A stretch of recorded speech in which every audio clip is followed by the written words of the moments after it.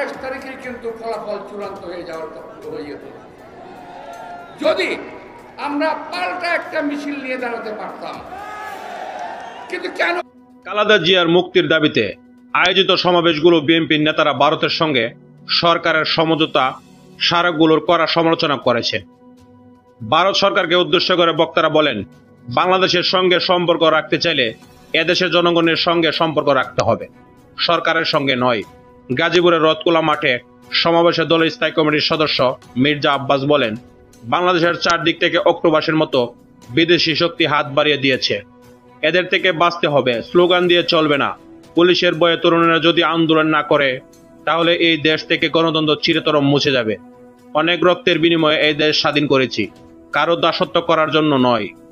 সমাবেশে মির্জা আব্বাস বলেন, বাংলাদেশের ছোট্ট সুন্দর শান্তিপ্রিয় একটা দেশ, দেশটার দিকে হায়নাদের লোলুপ দৃষ্টি পড়েছে।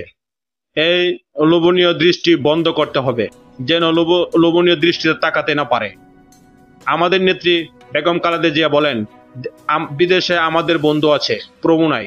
আমরাও বলি সীমান্তের উপারে কোনো আমাদের প্রভু নাই। আমরা প্রভুত্ববাদে বিশ্বাস করি না, বন্ধুত্ব বিশ্বাস করি। নারায়ণগঞ্জের চাষারার সমাবেশে স্থায়ী কমিটির সদস্য গয়েশ্বর চন্দ্র রায় বলেন, খুনের মামলায় আসামির জামিন পান, ফাঁসির আসামিও জামিন পান, আমাদের জামিনও হয়, একমাত্র বেগম খালেদা জিয়ার জামিন হয় না কেন?